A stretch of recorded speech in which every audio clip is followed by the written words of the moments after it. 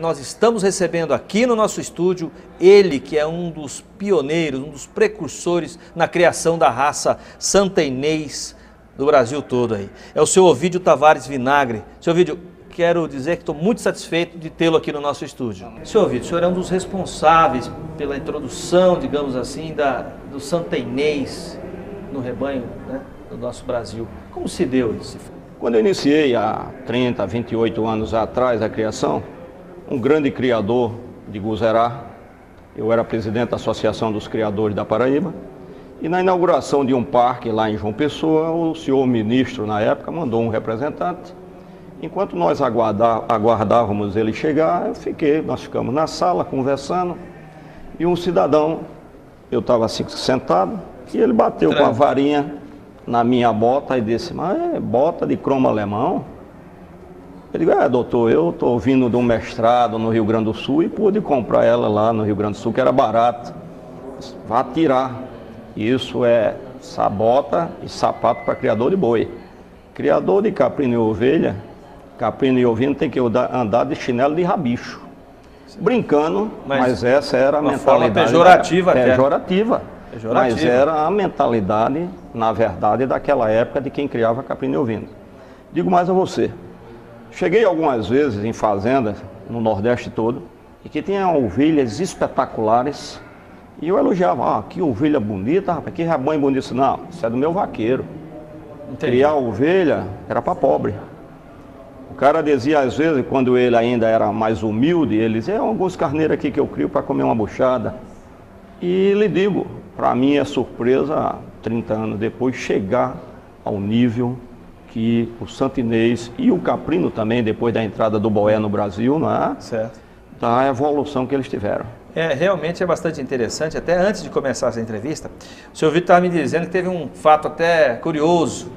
Como na época ninguém acreditava muito, teve um cidadão que mandou um carro. Como é que foi a história? Foi, sim, foi. Na exposição em Itaperoá, exposição nacional em Itaperoá, um cidadão na época era presidente da Associação dos Criadores no Goiás, e o meu carneiro, eu tive um carneiro naquela época muito famoso, misterioso, e o pai dele tinha sido já campeão nacional de um grande rebanho que a Paraíba tinha e infelizmente deixaram de criar, que era a família Suassuna no Catolé do Rocha. Eram grandes conhecedores naquela época, em que se julgava, você vê a evolução, se julgava Santa Inês como dente de leite, 2 dentes, 4 dentes e boca cheia.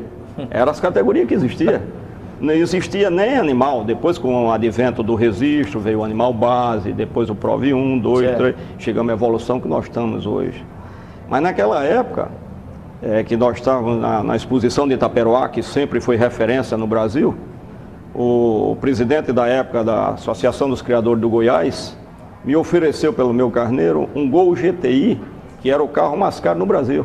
E eu não vendi. Então, nos jornais da cidade, o paraibano louco, como é que um cara deixa de trocar um carneiro por um carro? Entendi. E eu não me arrependo de não ter trocado, né? Mas você vê, hoje carneiro de 2 milhões, 2 milhões e a prova está aí que o senhor estava no caminho certo, não? Eu estava no caminho certo, quando muita gente me condenava. A própria minha família, né? Que nós somos descendentes de família de criadores, né? Da área rural. Achavam que eu era um louco, como era que eu ia deixar de criar boi e plantar cana de açúcar para criar carneiro. Isso era loucura. E esse produto made in Nordeste, digamos assim, está descendo com toda a força para o Sudeste, né? Sim. Essa é uma realidade. Nós vamos dizer, nós tínhamos no Nordeste 94% dos caprinos do Brasil e 60% da criação de ovinos. A região sul, Rio Grande do Sul, Paraná e Santa Catarina, mas principalmente o Paraná e Santa Catarina, que são tradicionais criadores de ovinos, mas ovinos para lã.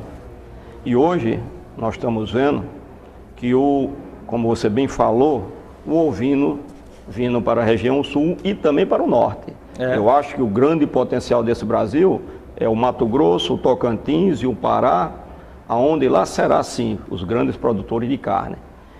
E aqui, doutor, chegando na região de São Paulo, o sudoeste todo, onde nós temos mais regularidade de chuva, onde nós temos solos muito mais férteis e onde nós temos também profissionais, criadores com mais mentalidade empresarial. Uma das coisas que o Plano Real nos mostrou é que dinheiro vale dinheiro. Sim. É desprezível, como se pensava antigamente, de R$1, centavos, moeda. Não, doutor, você tem que agregar valor. Perfeito. Dinheiro é muito caro hoje.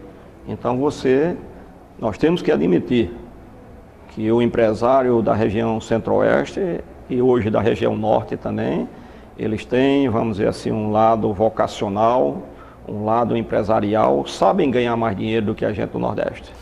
Isso é verdade, nós não podemos, sou nordestino. Não é bem assim também, não é bem assim também. Nordestino é ligeiro. Não, nordestino não sabe ganhar dinheiro não, e os bons animais estão aí, todos vindo do Nordeste. É verdade. O fenômeno Encanto, o fenômeno Camará, né? O Mike Tássio, que faleceu na última FEINCO, o Playboy, e tantos bons carneiros, o Urubu, o Bandido. Eu digo só até feras, né, rapaz? Sim. Só feras. Eu digo até o seguinte, que a criação moderna do santinês tem antes de Camará e após Camará. É isso? Você concorda comigo? Concordo, com certeza. E aí eu vejo o seguinte, você vê aí o que é que a gente pensa do santinês, o que está acontecendo com o santinês, e o Boé vem acompanhando. Vem na trilha, vem na batida. Vem acompanhando, né? Sim, o Boé vem acompanhando. Nós estamos com o Boé aqui, né? Eu pertenço a um grupo, né? Eu dou consultoria a um grupo forte, que nós temos criação no Rio Grande do Norte, na Paraíba, no Centro-Oeste, aqui em Minas Gerais, com Boé, no Mato Grosso. E a gente vê a grande expansão desses animais. Isso é realidade? É. É uma realidade que nem os criadores de bovinos, os grandes selecionadores de bovinos, estão conseguindo dados tão reais nos seus leilões. Quer dizer, o leilão mostra a comercialização, não é isso? Com certeza. Na última FEINCO, certo. Foi feito um anuário que foi divulgado na FEINCO, pela revista O Berro. Sim. Trabalho do senhor Rinaldo, dona Denise. São grandes, eu digo assim, o santinês deve muito a Rinaldo. Rinaldo deu um grande impulso com a revista O Berro. Hoje, a maior revista de circulação em todo o Brasil. Eu gosto, como sou bom nordestino, matar a cobra e mostrar o pau. Muito bem. Esse foi um anuário em que, olhando ele, eu vi um dado que me surpreende, amigo. Vamos ver esse dado aí agora. Resultado de todos os leilões de caprino e ovino no Brasil durante o ano de 2006. Se você dê uma olhada aí para você ver. Se você analisa isso aqui, todos os leilões, isso não é os leilões de elite, não. Todos os leilões realizados no Brasil em caprino e ovinocultura do Brasil. Você vê que são várias páginas, né? É um dado oficial. É um trabalho de pesquisa muito sério que o senhor Rinaldo, sim, doutor, a revista O Berro desenvolveu. Que vem engrandecer a criação, toda a pecuária nacional.